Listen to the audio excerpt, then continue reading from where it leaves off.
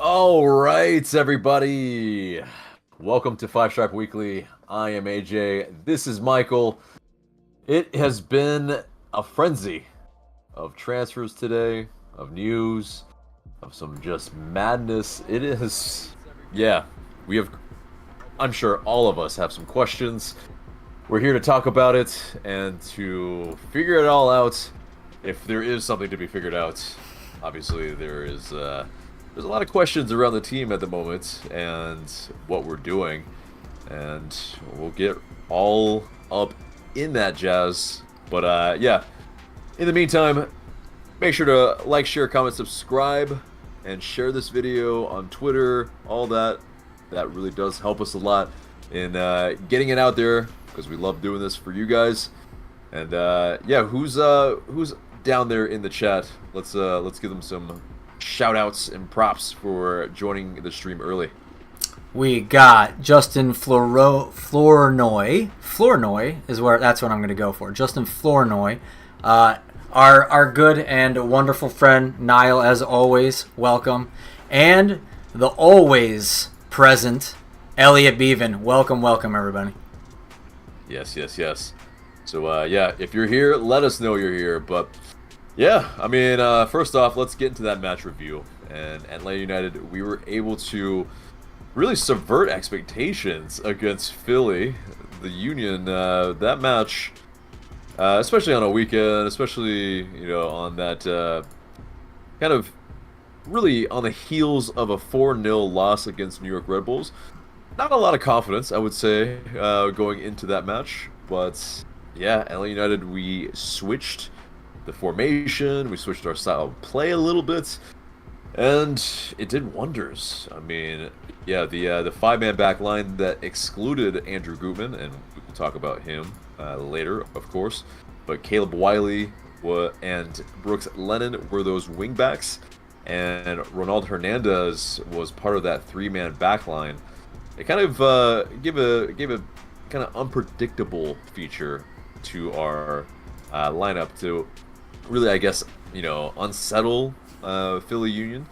And yeah, their diamond midfield pretty much was nullified. They had one shot on goal the entire match. So definitely the tactics worked.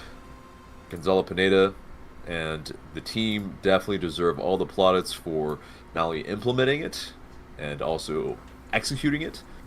So definitely, yeah, LA United, we would have thunk.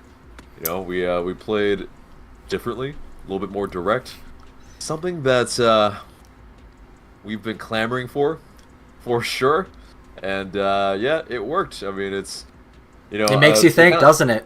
It right, makes you think what other games that if we saw a formation change or a tactics change, we may have had a different result.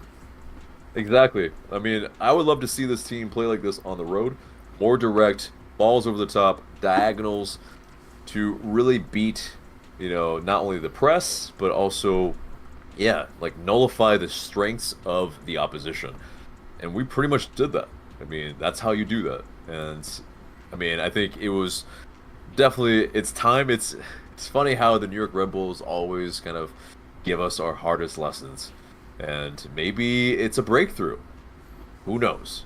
But it definitely changed some of the ways that we played, and maybe found an extraneous member of our back line, because against New York Red Bulls, who, I mean, maybe to be fair with Andrew Gutman as well, he used to play with them, they knew maybe his weaknesses.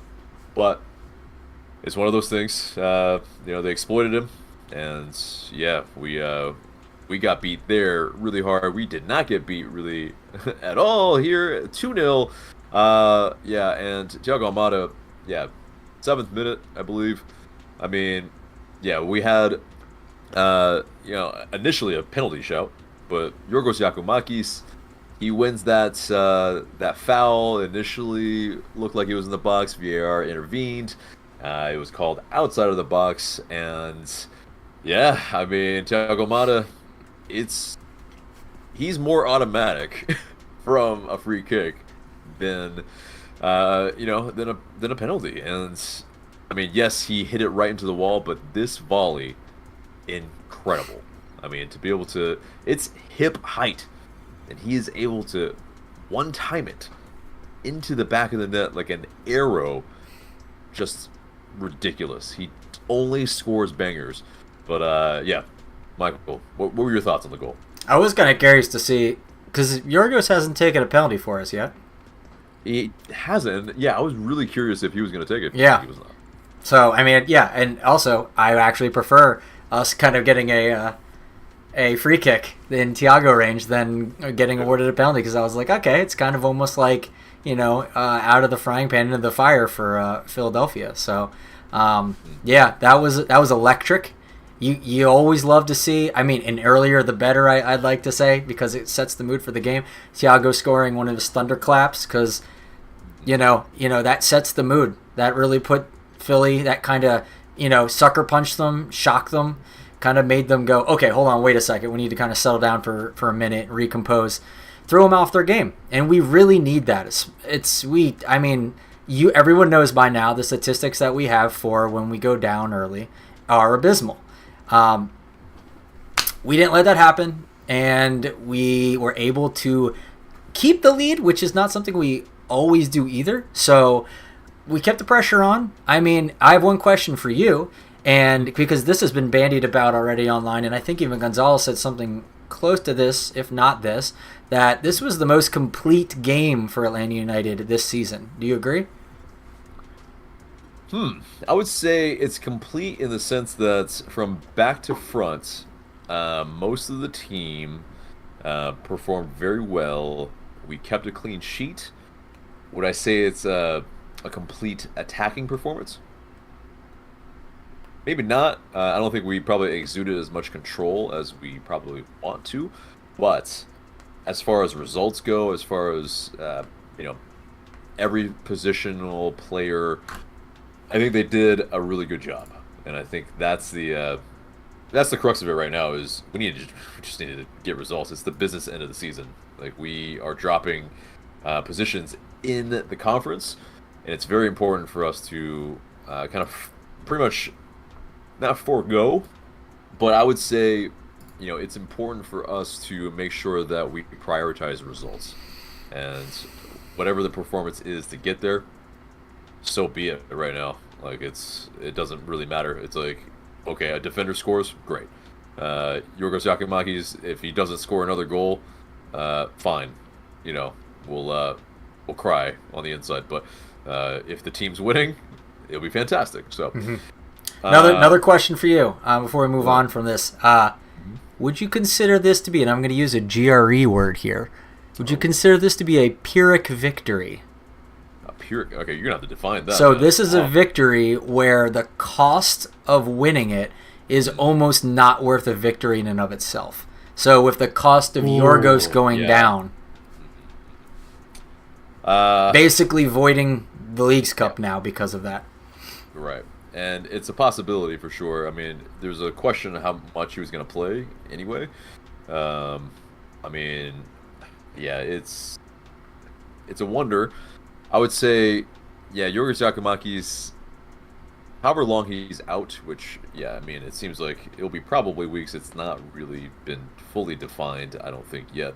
So it's one of those things where, yeah, the possibility of missing out on your best striker and where the understudies aren't exactly lighting it up, yeah. I mean, it could be, I would say, but I think maybe the larger part is that we realized still that, yeah, we were able to keep a clean sheet in the second half, which we haven't really been able to do in quite some time, and that was without Yorgos Yakimakis on the field. So it's something that, yeah, I mean, not that he's gonna like help you keep a clean sheet like immensely, but I think it's something that we were able to, not only win the game, but also do enough. I think it's something that it's encouraging. So with the new way that we found to play, it might be worth it. But I think it's also, yeah, if we can bring something in the transfer window with somebody that can actually also put the ball in the back of the net from a forward position, that will be huge, and that will, I think, mitigate some of the short term, I think, L's that we'll possibly take. So, but yeah. Anyway, so yeah, let's keep moving in this match. So Almada, he leads MLS with 6 goals from outside the 18-yard box. So now, yeah, he's got 8 goals and 10 assists on the season. He's not quite Hani Mukhtar territory in terms of... yeah, well, who is? This guy's crazy. Yeah, right, in terms of ridiculous stats, but also Hani Mukhtar is like 5 or 6 years older than Thiago Almada. So, you know, I would hope that he would, you know, be able to be a player that is contributing as much as he is. But, yeah, and in terms of... yeah, the rest of the match here, you know, Lennon, he made his 100th regular season appearance for LA United, and yeah, he's been, as the team has coined, Mr. Consistency, that's for sure. And yeah, he definitely had a big hand in yeah, that second goal as well. But yeah, before we get into that, I mean, it's Joe Bendik. Always fun to see the pain in Joe Bendik's face. Of course, we know Jose Martinez scoring the you know, the famed 31st goal against him against Orlando City, and he and Jonathan Spector are all on the floor, just flabbergasted. I mean, yeah, when Joe Bendik, when we see him, it's always a good time. It's always a good time, and yeah, Bendik face was definitely in full force on Sunday. Love to see it every time. But yeah, and so let's get into that second goal. So, you know, the that second goal where basically, yeah, I mean, you know, it's really good combination play from the team. And Thiago Almada, yeah, he's able to find that final ball with a really well disguised pass, and yeah, Lennon, you know, he just shoots it right through Bendik's legs, and it's beautiful. I mean, it's like, I honestly didn't think that we would probably double or lead, but yeah, how did you feel in terms of, you know, the feeling on this match of I think we had it 2-2. I mean, we had it like, or I had it 2-2. I had it 2. I thought us losing 2-0, so I thought we were gonna get smash and grabbed like normal. But I also didn't anticipate a formation change. So yes, that was the real crux of it. If I knew Pinedo was gonna try something else, I would be like, well, maybe there's hope. But you know, that's why I had such a dismal outlook. No, so for, you know, the Lennon goal, I mean, I felt like I guess how other teams typically feel. Like, okay, there's a guy running on like the far post, and then he's open, and I'm the one frustrated that he's not being covered. But now it's on the other side, the shoe's on the other foot. Lennon happens to be there, boom, and like, it felt good. It felt good not having to be on the other side of that for once. Man, did that feel good. Yeah, that back post of ours is definitely as susceptible as it gets, but thankfully, yes, we were the people that were inflicting that type of pain this week. So definitely, no, it is, yeah, I mean, something that's, I think we want to see more of. Yeah, I mean, because really, I think this probably unlocks something, because that diamond midfield of Philadelphia Unions plus the 2 strikers up top, it necessitated for us to probably play a 3-man back line, because that's how you negate 2 strikers. And so it is something that, yeah, you know, maybe it's the Tata Martino moment in a really less stakes kind of thing, but, you know, could this be the turnaround to our season? I hope, because yeah, we were sliding for the past month. Even though we were undefeated for some time, it's still, you know, I don't think the performances were exuding a lot of confidence into the fans. But I will say this, that if we do, you know, continue to use this new kind of formation to break down these types of attacking teams, and we can continue to frustrate them and continue to beat them, like especially on the road, and it's just obviously because of the formation and tactics change, then I'm going to have to really take a step back and say, maybe Pineda isn't ready to coach a top flight team. If it took this long to learn that lesson. I mean, because all you had to do is just try it earlier on in the season, and he just didn't. So all of and if you start to see like all those other games now where we could have used that, we could have gotten victories there. It's like, oh my goodness, that was the problem. So like, I will kind of eat crow on that if that is indeed the case. I still don't think that's the case. I think there's just a lot more variables involved, but it is. I just don't. I don't think we're just going to juggernaut the rest of the way through now because of that. But I think it'll help. It's not a panacea, but I think it'll help. So it remains to be seen. But I'm hopeful that. I mean, I would love it if it was a panacea and it was just like now we're just amazing. But I just don't think soccer works like that. I don't think it's as simplistic and one-dimensional as, well, the coach just didn't do the one thing and now he switched from be bad to be good and that's it. I just don't think that's the case, but we'll see, I guess. Yeah. Well, I think it's more if the team can find different ways to play, especially against different types of teams and different types of matchups. I think that's the key when, plan A isn't exactly dominant or working. Because I think it's that our plan A, which is to possess and to try to dominate teams with the ball, we don't have technicians on the ball at every position. So that's why we haven't been able to connect the lines. And, in lieu of that, that's why you have to play a plan B, which clearly in this match, when we possessed it less than they did at 49.3 to their 50.7%, and our passing accuracy was 76.6% to their 80.6. Like we forgoed the ball. Like we pretty much didn't look to possess it if not necessary, and we tried some more riskier passes, and I think you see that in the number of shots as well. We had 14. They had 14 as well, but we had 7 shots on target to their 1. So definitely, we were more clinical. We were more direct. And we looked like the team that definitely wanted it more. We, as well, duels won. We edged it out 42-38. I mean, this team looked hungry to, I think, also kind of rectify that result against New York Red Bulls. So definitely, it's something that's hopefully, we can see different flashes of it going forward. So that's, those away games are just not as dire as they have been. But before we get into the news, let's check in the chat and see what people are saying. All right.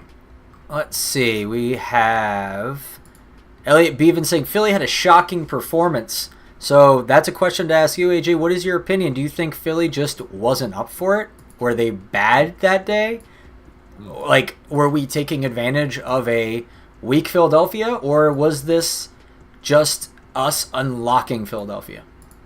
I think it's a little bit of both, and it's not a cop-out because it's basically, I don't think the diamond with the players that they had in there maybe were as effective, so there is that. There is us nullifying it, but also maybe it's not their A team. But still, I mean, those guys, they're all very much veterans. Most of the team has been together for, some time. Yes, Andre Blake did not play. So, yes, there is that. He always stands on his head against us. So, Joe Bendick, was I happy to see his name on the team sheet? Yes, absolutely. Because Andre Blake annoys the F out of me. So I think Andre Blake saves Lennon's shot. I don't think he saves Almada's, though. No, I don't think so, But he might have, lined up his defense a little bit different. Who knows? There could have been all sorts of different factors. Although, I think the wall pretty much did its job anyway. So, who knows? There's all according to Almada's plan. Yeah, exactly right. All according to plan. It's yeah, it's just whatever moment he can just score from outside the box.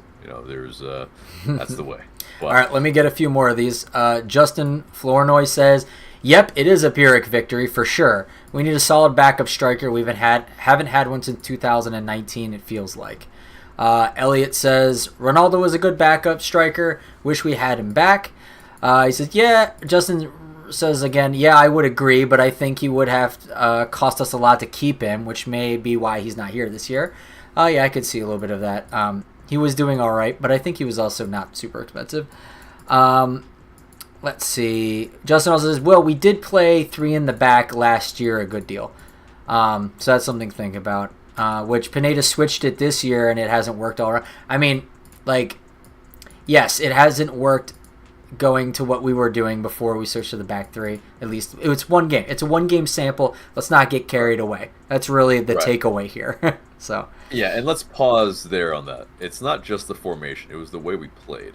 So last year when we played with the 3-man back line, it was with Alan Franco, Juanjo Parata, and Miles Robinson.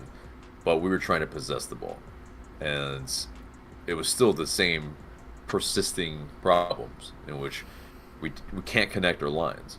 And here we just didn't worry about it. We didn't worry about connecting the lines. We were like, okay, that diagonal ball in behind for Lennon to run onto, for Wiley to run onto, that was on all night. And it was, yeah, and the ball over the top for Yorgos Giacomakis for the initial penalty call and of course free kick. So yeah, I mean that type of play was undoing Philly constantly. And so, I think that's in our locker clearly, and we can do more of that. Like when we can go long, let's go long. But yeah, go on. I just one or two more things. We will get to a lot of the transfer stuff with Andrew, with Muyumba coming up later in the show. We will get to that. I do see those. The last one I want to say before we move on to the next segment, Stephen E. Gabby Perez says, "Just this by itself, messy." Thoughts? Messy. Just messy. Yeah, I mean, yeah. So he's coming, obviously, and it will be. He's already changing the league a little bit because Sergio Busquets, Jordi Alba are already joining Inter Miami, and I think only 2 of them are going to be DPs. The Pied Piper of Europe. Yeah, right. And Jose Martinez as well. I don't think he's going to be a DP, apparently, at least from what the rumors are saying. And Jorge Campana as well. Yeah, I don't know if he's long for that team. It'll be very interesting. I think how he will really change the team in the league and whatnot. But the main thing right now is that, and we'll get to it with Franco Ibarra, but roster rules, they're probably not going to be equal. So it's going to be kind of a pain in the ass because it clearly was not equal for us already.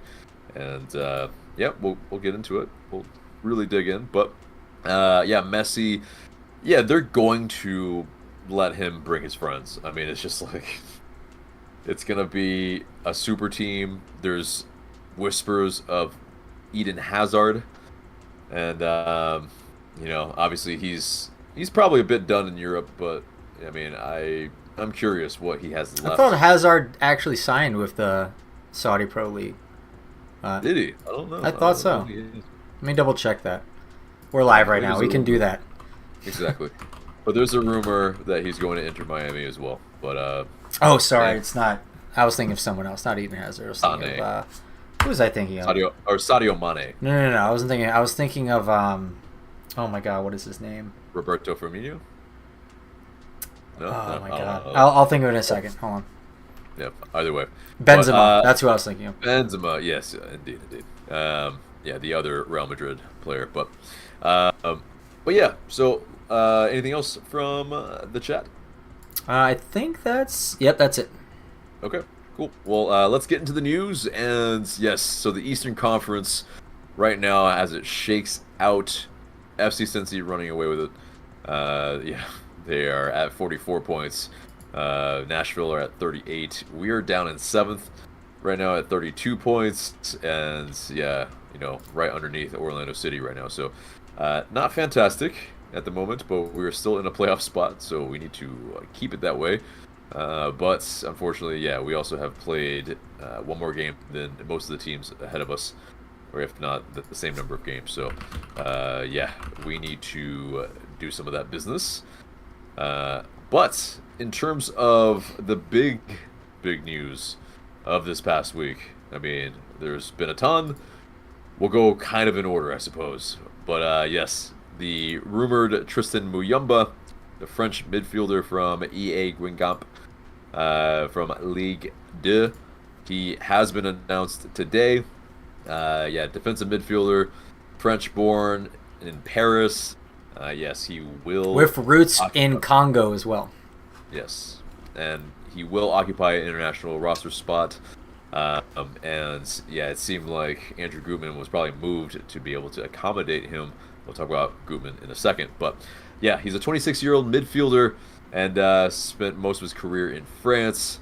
He came up through AS Monaco and yeah, made his professional debut for that side against Paris Saint-Germain. But yeah, he also had a loan spell in Belgium with Cercle Bruges, or how we were saying it.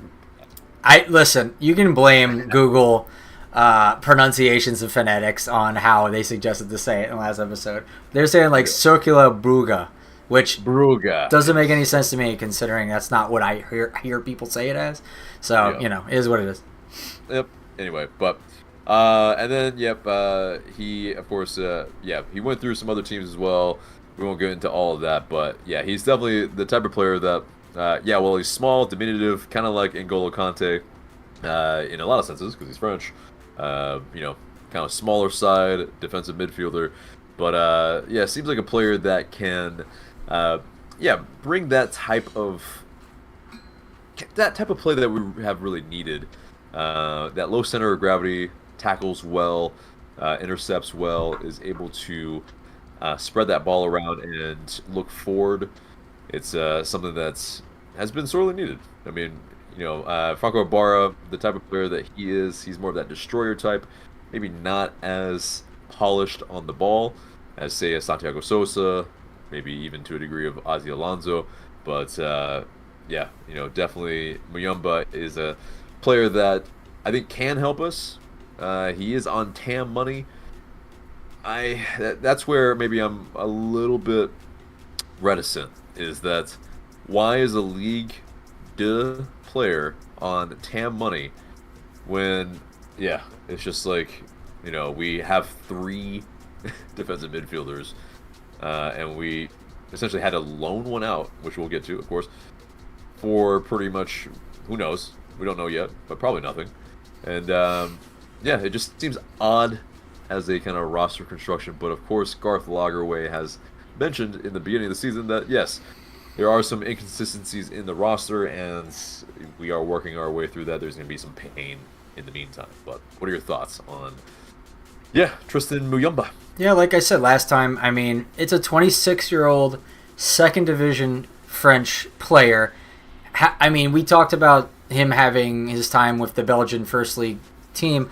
6 minutes. That's all he's played on that team. So he has no First League experience. Yeah, I mean, like you could say, because he was with them, he trained with them and stuff like that, but not First League experience on the field with any team, really. And now this will be basically his top flight debut for us. So that worries me greatly because Ligue 2 is not very good.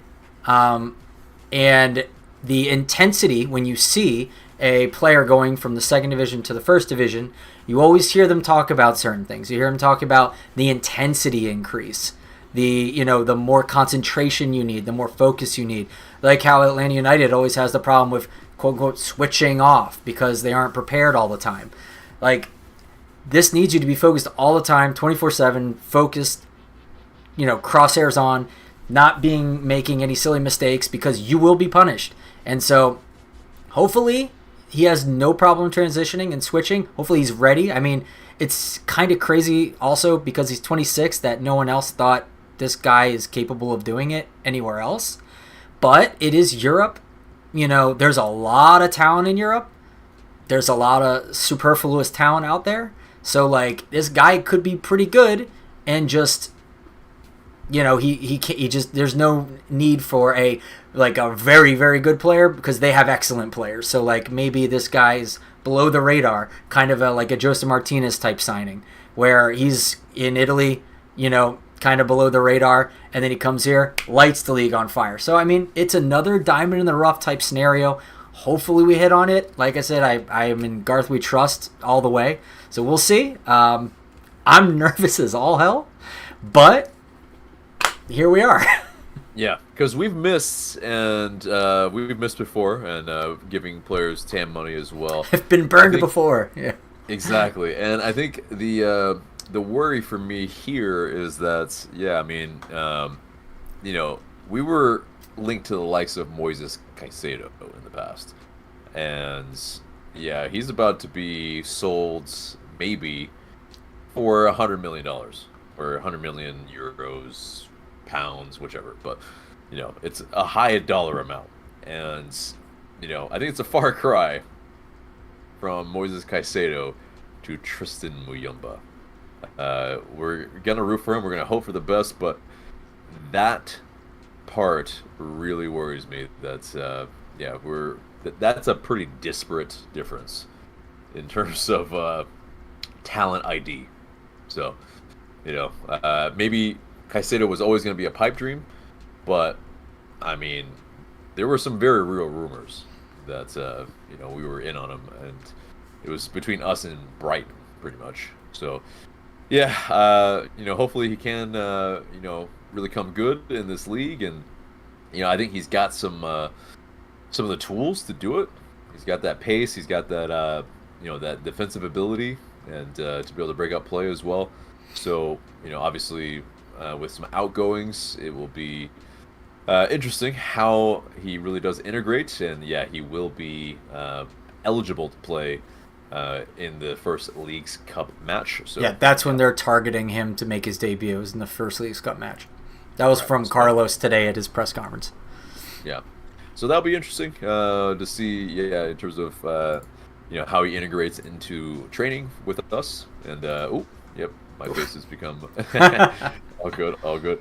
But yeah, the next bit of news, of course, we alluded to it. Andrew Gutman to the Colorado Rapids in a shock move, I would say, for a lot of people. Obviously, he was maligned for some of the switching off moments in the past moments in some games recently. But yeah, I mean, it's still a shock. I mean, he's a player that has definitely been someone that a lot of fans have really appreciated. His work ethic, his work rates, both on and off the ball. And I mean, he's a guy that is always trying to spearhead us forward. And maybe at times a little lackadaisical at the back. But we will receive $400K in GAM and a 2023 international slot, which we presumably use for Tristan Muyumba. And we can also receive another $150K in GAM in add-ons. But I mean, it's in a way we are transferring or trading from a position of strength, as of course Caleb Wiley. Maybe there is some thinking in that maybe he is a player that needs to play left back a lot more to maybe also get to the U.S. men's national team, but also I think arguably he's probably a little bit more physical of a player than Andrew Gutman can be at times, and so there is a lot higher of a ceiling, and maybe he wasn't always earmarked for a winger for the rest of his career. So definitely maybe some thinking in that regard. But Andrew Gutman to Colorado Rapids, what are your thoughts, Michael? I'm sad to see him go. I mean, he's been outside of like some of his past performances of recent time where he's been, it's very clear that teams are kind of targeting him down the side because they see him bombing. and they know that they can press him, and he's tired. He's not going to be able to get back. He's not going to be able to put in a defensive shift because he's focusing a lot more on attacking and helping the attack. So, I mean, it's a bit of a trade-off there. So him going to Colorado, I'm happy that it's not in our conference, so that's nice. We don't see him as much against us. It'll still be sad to see him against us because we know what he can do, and seeing him do it would be, bittersweet. He was a bit of a fan favorite. He had a lot of personality. He always talked to the fans. He always did interviews. He came on. I remember he did a interview. He was good enough to do an interview with the Scarves and Stripes boys. So that was awesome. Personable. He, social media presence. I like the guy. He put himself out there. We don't have that as much these days with people who are like out into the community talking to people, getting people to kind of, circle the wagons around the team to be like, this is our guys, like we know them personally and things like that. So so in that regard, it's like, we're missing another one of those types, but hopefully we get some more back, more personality, more swagger type back into the I like that. Yorgos nails that perfectly, so I'm really glad with him, but looking for Atlanta to do more like, social media type, get to know the players more, so that'd be cool. But yeah, it's going to be sad missing him. There will be like a bit of like a hole in the team for me for that. But you know what? I hope he gets a lot more money because he deserves it. Yeah. So go get your bag. That's great for him. Because what he was making for us and the shifts he was putting in was a crime. So. Yep. Yeah, and so that's a big factor. Is that it's a great point. He's on his last half year on his contract. So. Pretty much it was time to either cash in or give him an extension, and with Caleb Wiley, pretty much the heir apparent, or really the future at left back, it probably was really trading from a position of strength. Do I think we got enough? I'm not so sure. Obviously he's a little bit older, but still I think in terms of his attacking output from a left back position, I think I forget which player he was compared to, but he's, I think like it was another team, but he has better attacking stats than some attackers in the league. So it's something that did we miss a bag a little bit here? Possibly, but it is part of it where just it's damn like. The fans definitely are lamenting that fact, is that exactly what you're saying. He's got personality, he's got that will to win, and it's something that doesn't come in spades on this team right now. We definitely switch off. We have those moments where we don't look like we are interested sometimes, and at this moment, it's hard to see, a player like that kind of move on. And yes, it is glad that he did go to a West Coast team for sure. But as well, another player that was a shock move has been confirmed by Doug Roberson. That's Franco Ibarra. He was basically held out of training this morning. We're filming this on a Thursday night for full transparency, but and so there are 4 U22 players on the roster right now, and we weren't roster compliant, and Franco Ibarra probably being the most attractive of the in terms of U22 players that has been playing well recently as well. He is unfortunately the guy that is moved, and there were whispers of discontent that he drove off after watching the training for like 5 minutes, and basically he has been loaned to Toronto FC for the rest of this season, and apparently there was also a rumor of him not wanting to go to Toronto. There's also the eagle-eyed now Faruqi, we're looking at you, that noticed that he had unfollowed LA United and also was liking Inter Miami posts.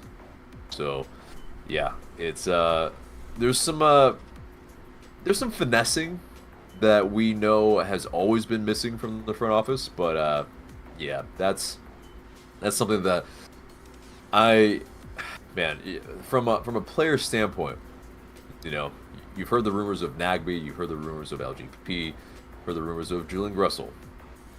It's not the first time that Atlanta United players have really been disgruntled from the way they're treated, you know, either from an exit or, in this case, a loan. But, yeah, there definitely needs to be, if he's kept on, Carlos Bocanegra, some sort of bedside manner, because Yeah. there are some pissed off players.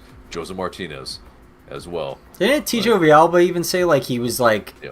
like one day everything's fine, next day he's on a plane somewhere and he's like, what happened, kind of thing. Exactly. I think No that's explanation. that's kind of happened. I mean, like, and to think about Ibarra going, hey, by the way, you're going to another country, like, Yeah, whoa. exactly.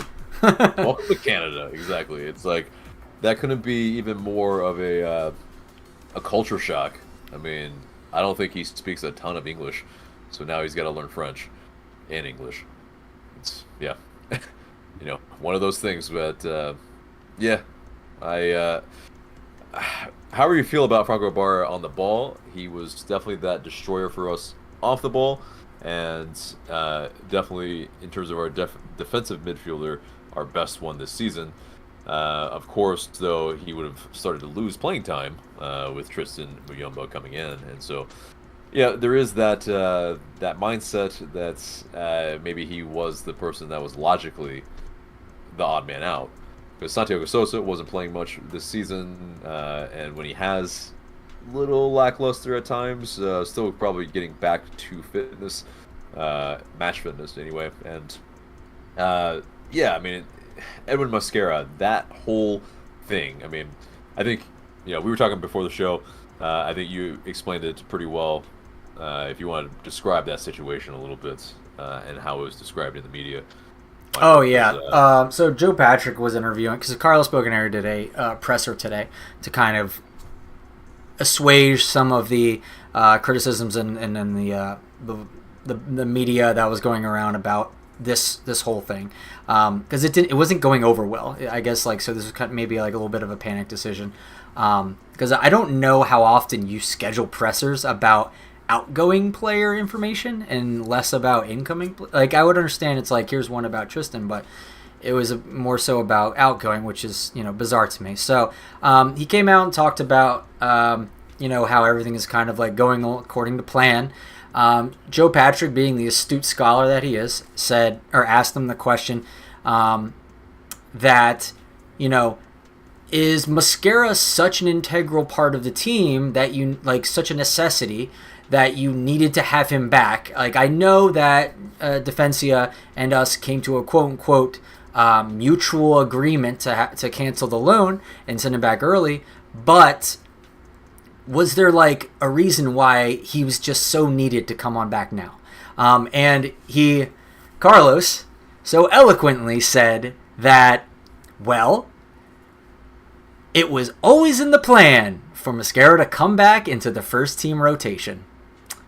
So I don't know if you're like smelling, you know, toast right now, like I kind of did when I first heard that, but like, yeah, you didn't hear wrong. He just dodged the question. So yeah, I'm calling bullshit on all that, and yeah, basically, you know, Bocanegra isn't a person that we would say is the most honest person that we've heard in the front office before, and so, you know, definitely that whole bit. But okay, let's play along with it for a second. All right, so yes, we do move Gutman out. That's a left back. And you have a left back that was playing left wing, now moving back into his more natural position, in Caleb Wiley. And then, so, yeah, now you have a need for a winger on the left, which, yeah, he would be a player that can cut in, Of course, we have a Derek Etienne who is pretty much, doing that same thing, who also has not scored a goal this season. And so, yeah, Edwin Mosquera also has not scored a goal in his career.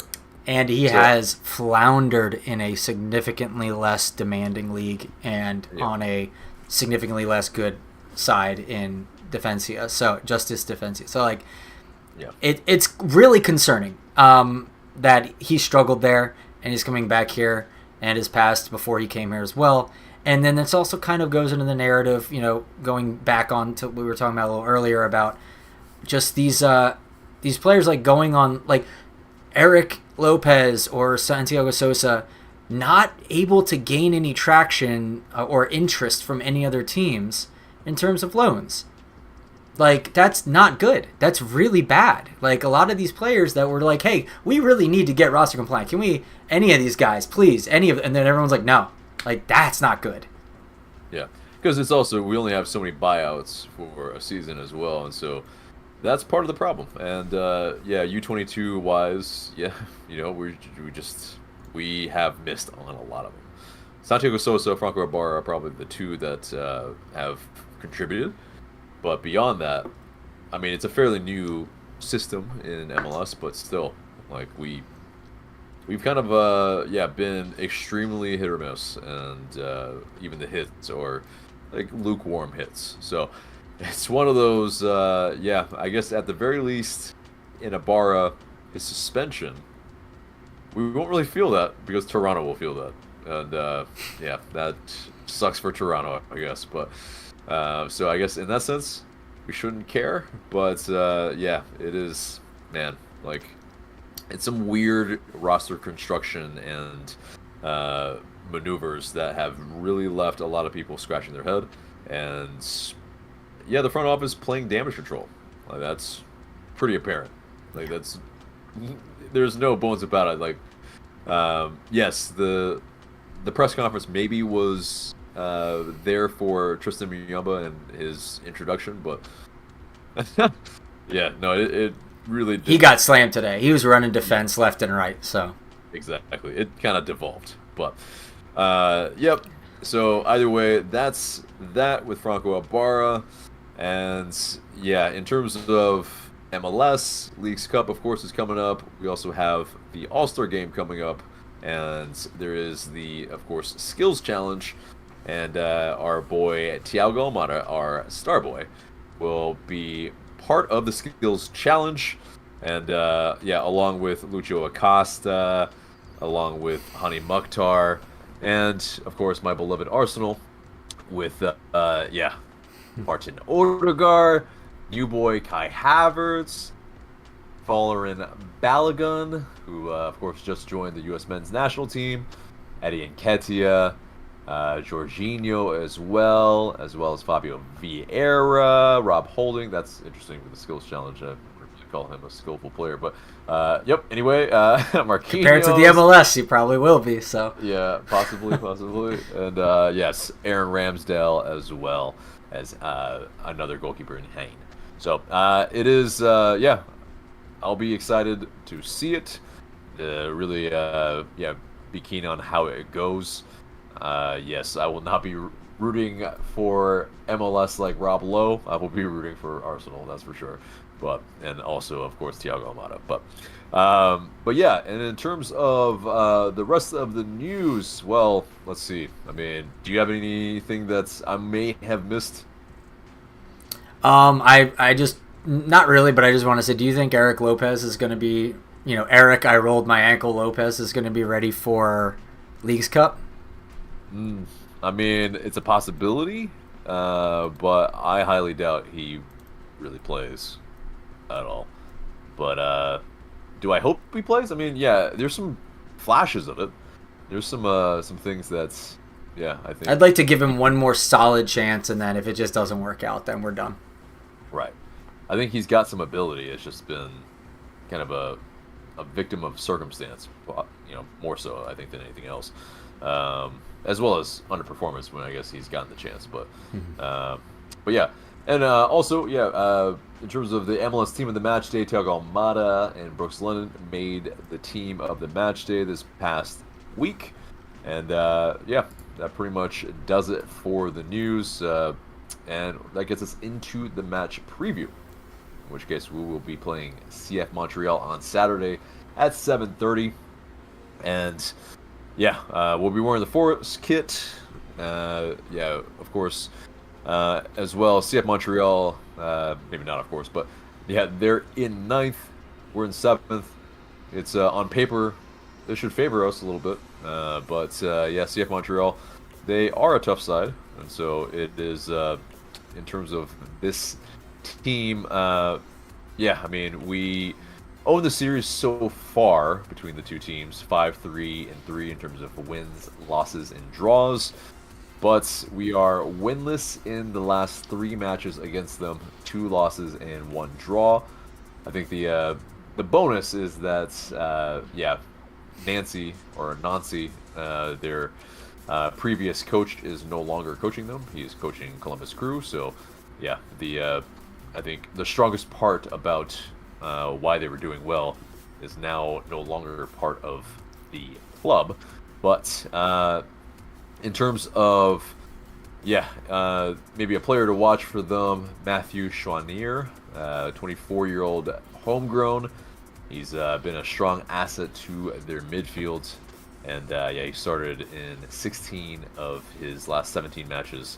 And he's also got 2 goals and 3 assists on the season. So definitely a player that's not only was he chosen for the MLS All-Star game by Don Garber, but he's definitely kind of ripping up some trees for them, and definitely is a danger man that we will have to look to. But that gets us to our predictions, starting with our predicted starting 11. Let's go through the lines together. But Guzan between the sticks. And the real question is, do we persist with our lineup from the last game? But let's get into the wingbacks, I suppose. I mean, I would just start by saying, I would hope so. I would like to see it again, just because I'm not actually quite sure how Montreal plays, if it's similar to Philadelphia, and if it is, then absolutely, completely, then yes, do that again. But I just want to see. I'm curious, like philosophically, I'm curious. Like, let's start to build some data around this type of formation and tactic switch. See if it is something that can get us further down or further up in the standings, I guess. So, I'd really be interested to see that, if it makes sense. Again, it really depends on what, the tape they're viewing in terms of how Montreal hurts you. So, yeah. Yeah. And so, into the personnel then. So, of course, Caleb Wiley then and Brooks Lennon on the wingback positions. And Luis Abram and Juanjo Plurata, and then Ronald Hernandez in that back line. Of course, in midfield, I mean, we have to necessitate change now, of course, because Franco Ibarra is now not only suspended but also on loan to Toronto FC. So it's probably Santiago Sosa, I would say, probably starting, and then probably Alonso spelling him maybe later. Just to kind of, I hope so. I'd like to see Alonso get more, some more time. So yeah exactly. Because last season when he was starting for us, it was some really good matches that he was playing for us. So definitely, I think some split time between them would be huge. I think Sejdic as well. I want to see Sejdic. Yep, absolutely. In that 8 role, and then of course,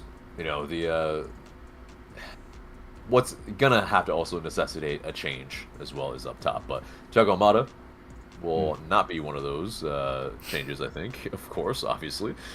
And I mean, you saw Machop Chol kind of play a role kind of as maybe a second striker. I think that's huge. I liked it. So maybe it's a little bit of that.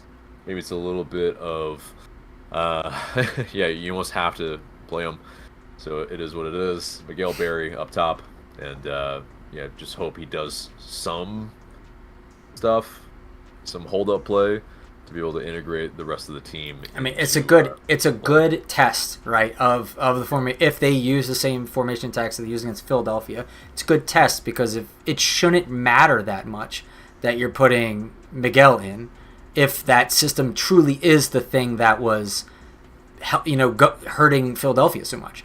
If it was just Yorgos being Yorgos, then God help us, there's nothing we can do if we just don't have him. So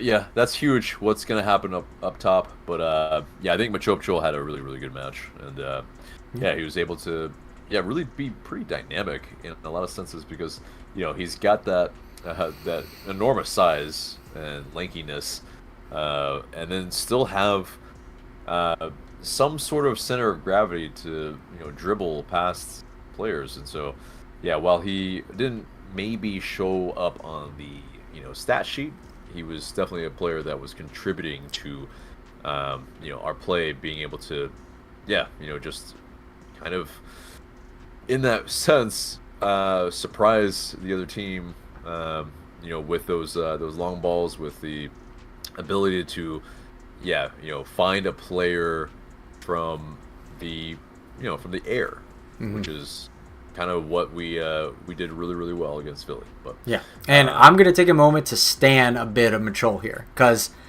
I think before everyone starts saying what everyone always talks about him looking like Bambi with his long legs and not knowing where to go and stumbling all over the place and getting dispossessed. Yes, he gets dispossessed.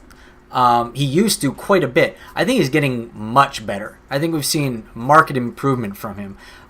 You started to see it wane in the Philadelphia game towards the end, which Pineda aptly noticed and took him out before it became like too obscene because he was starting to turn over like crazy.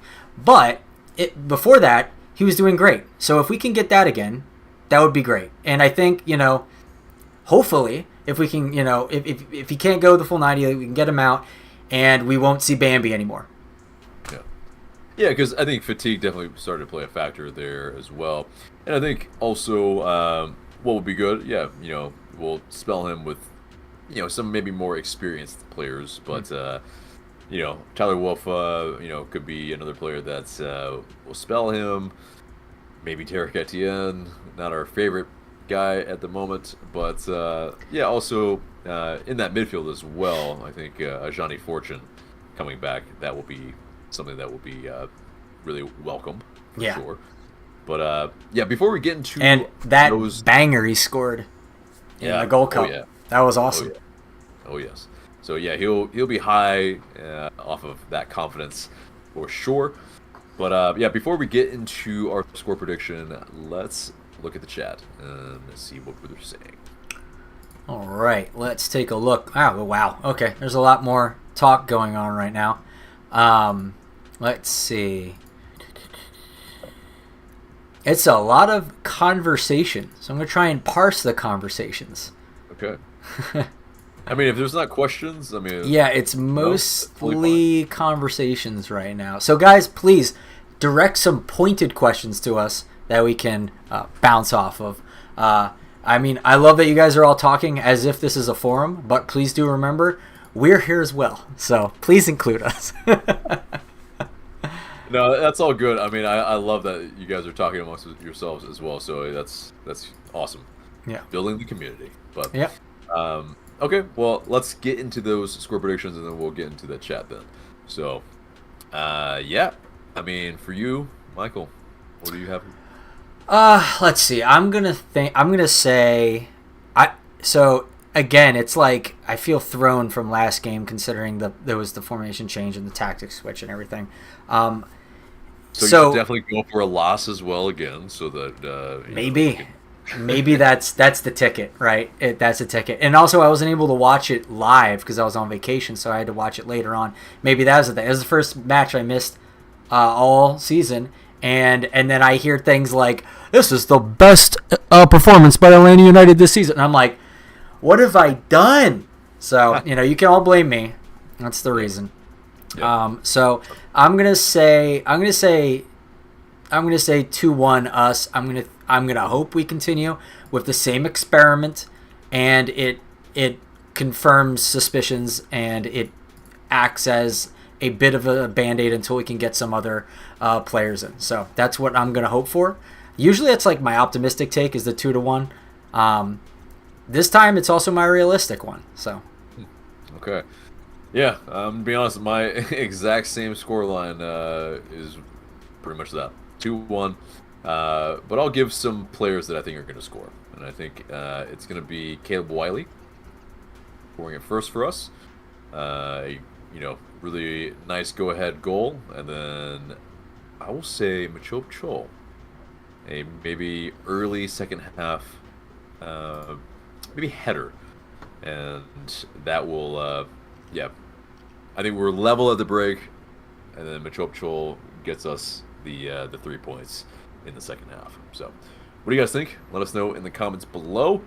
But yes, before we go, let's look at what they're saying in the chat. All right. Are you guys putting in some questions? Still interesting arguments going on.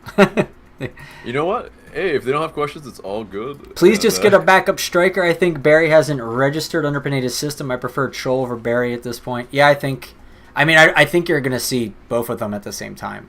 So you're going to get a double dose. Would you have Wolf or Chol as striker? I think I would do Chol.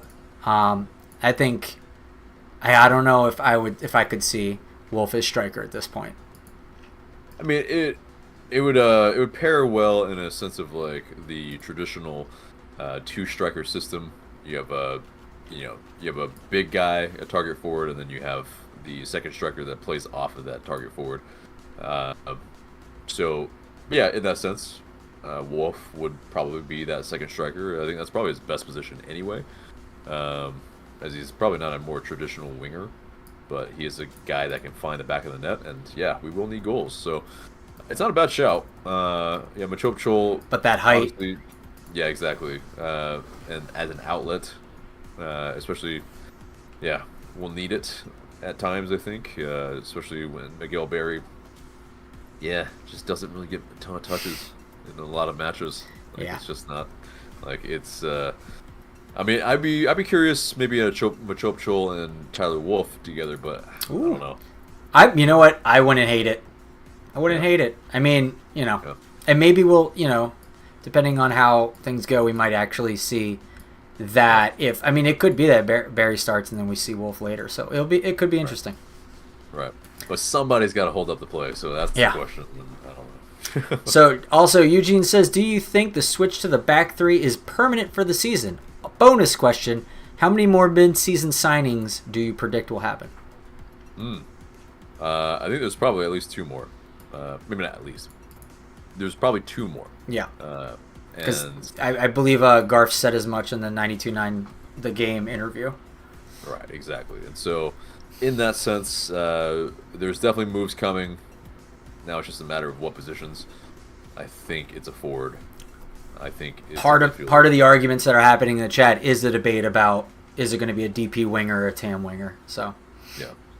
I don't think it's going to be a winger that's a DP player, but yeah. I hope so. A lot of people are saying that should be. It could be and it should be, so we'll see. Yeah. I think we need a DP midfielder, and that's the 100%. Yeah, I will, and I dragged.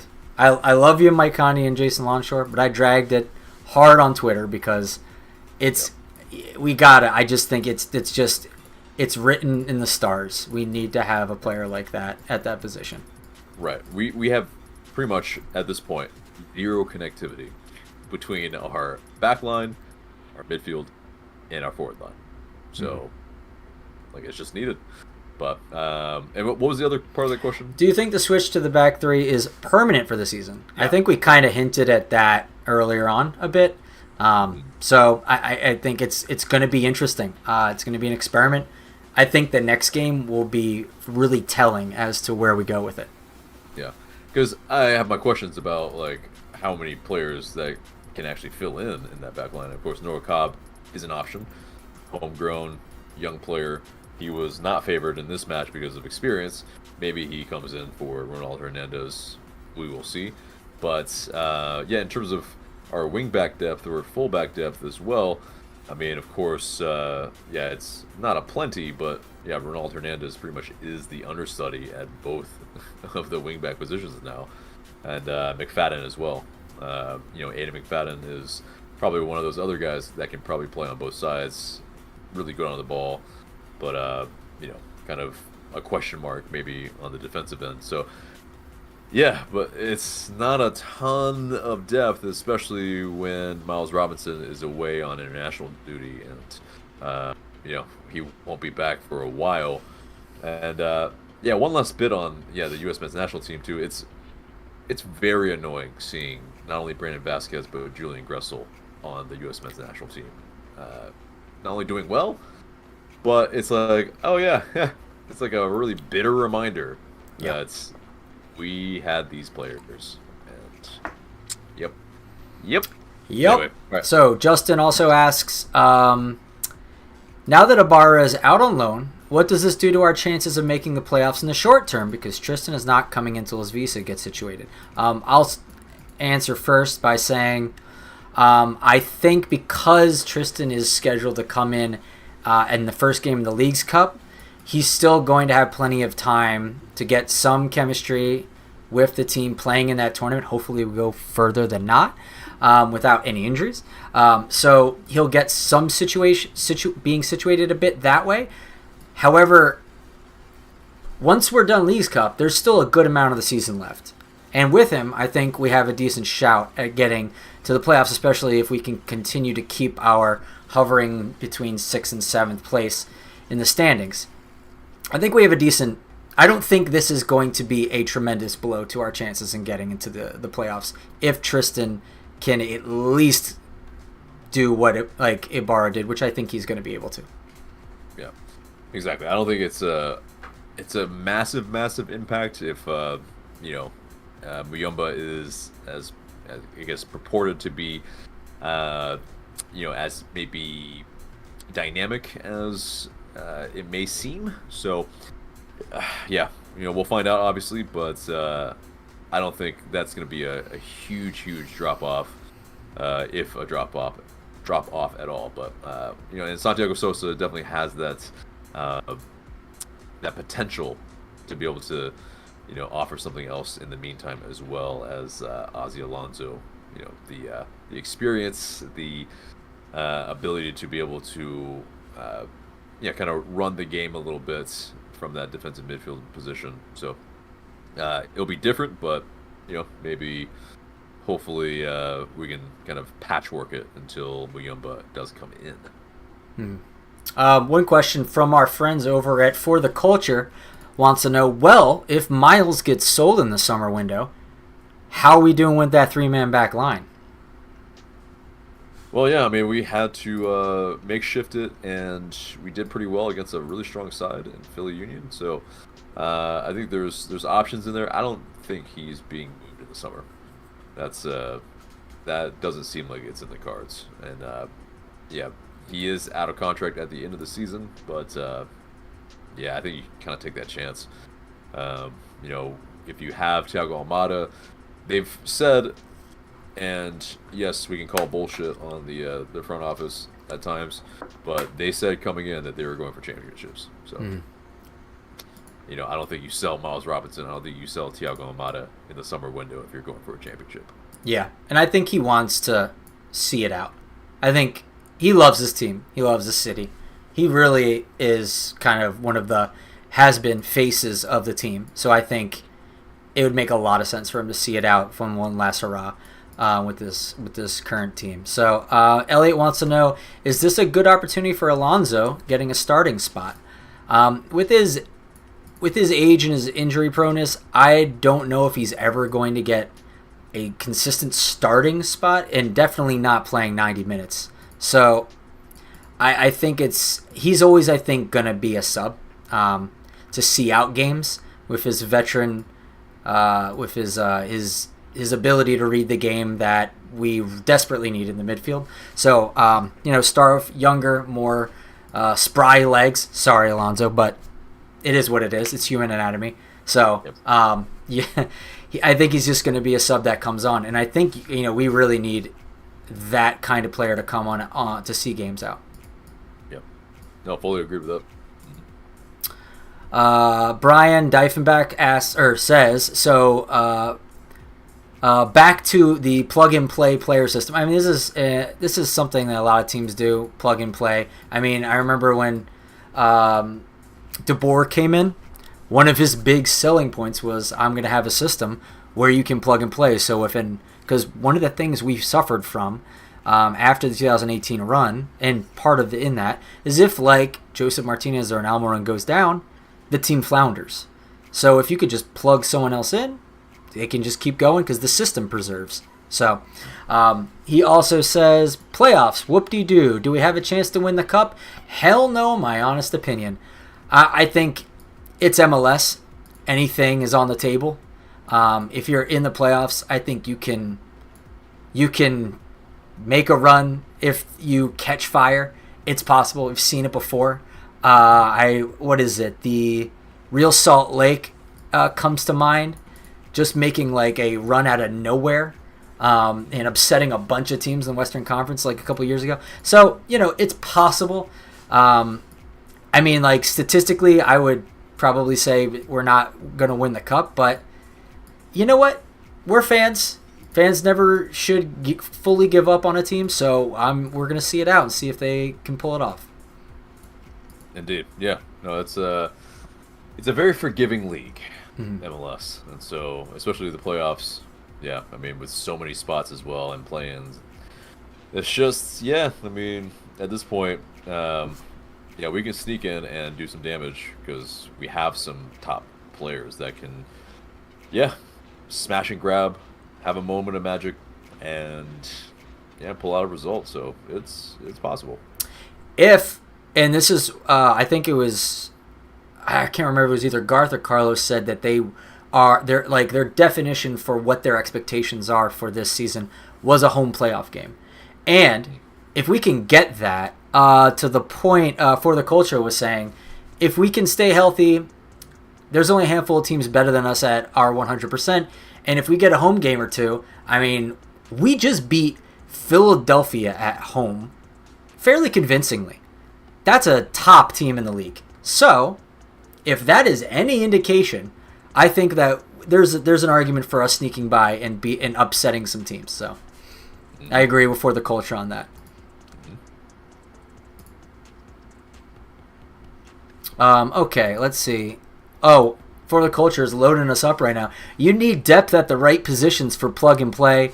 Plug and play didn't work under FDB because it took Nagby out of position, and there was no replacement for Nagby if and when he was out. Yet Nagby was, I mean, I just will always say this. I'm on the record, and I'll stay on the record saying Nagby was the linchpin of us, and So he also says, I'm sure I missed it earlier. What is the expectation from Muyumba?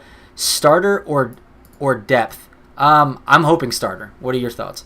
I mean, he's on TAM money. He's a starter. So, and definitely rewatched the bit earlier because, we definitely go into all of it. Brian says, Gigi is going to tear the hammy right before the end of the season with as many times as he has already injured it. Barry is not very good and offers very little up front and is not dynamic. We need a better option. Yeah, I mean, like, people are saying things. Barry is better than he lets on. I'm yet to see it. I don't know if I'm on board with that. I hope he is better than, what has all indications have pointed to. But, I'm not expecting him to just turn around and be amazing. But like I said, if this new Atlanta United that we kind of saw against Philadelphia can put Barry in a position where he can flourish, that would be amazing. So we'll see. Yeah. And but that's the thing. Yeah, it's like, okay, I think Miguel Berry, when he's on the ball, like, kind of decent. Like, he's got some ability a little bit, but I think the matter of the fact is getting him the ball is the problem.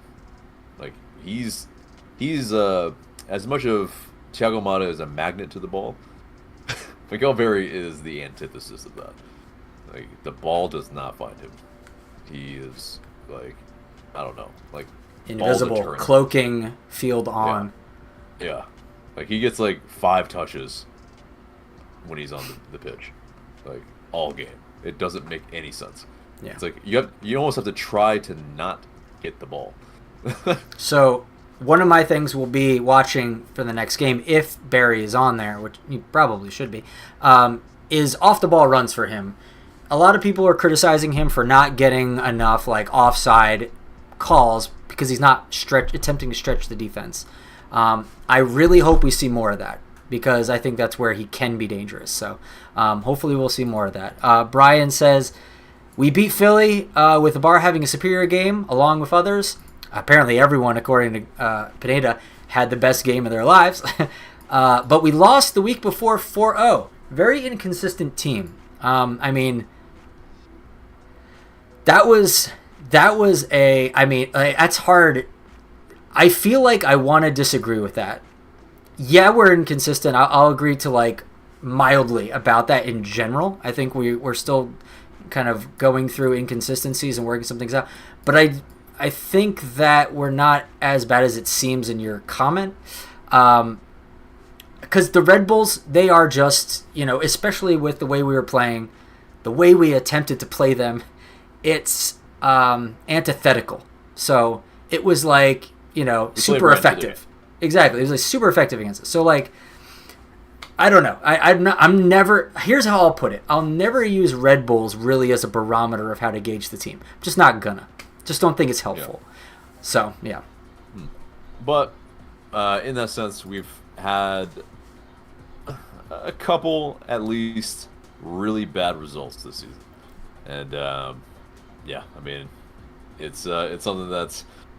we weren't getting this badly beat with, what should be a playoff side, even in our worst years. So, fascinating. Fascinating.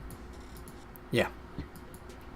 751 minutes played and 1 goal. Yeah, I mean, I hear you. I mean, I'm not a Barry stan, trust me. Like, but it sure would be cool if he did well on Saturday. So exactly, we need him to. That's for sure. Yeah. Is that it from the chat? That is it. Just one last thing if you have any more, put them in real quick because we're gonna start closing up shop soon. Yeah. Well, I think it's pretty much, I mean, I don't know if I could, I guess, stall for 2 minutes, but, yeah, I think that's pretty much Murder, She Wrote.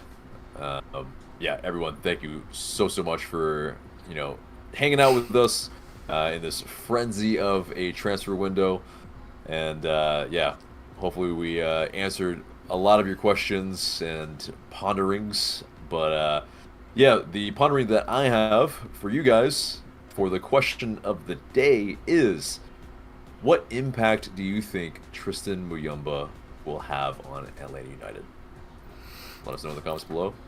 Looking forward to what you have to say. And here's why I asked for more. For the Culture says, he's no Adam John. That's right. That's right. The shusher. And Jacob says Atlanta United wins 1-0. Elliot Bevan says ATL ties 2-2. So we got their predictions coming in. Thanks, everybody. Yes, indeed. So, yes, remember to like, share, comment, subscribe. I've been AJ. That's been Michael. And we will see you in the next video. Adios.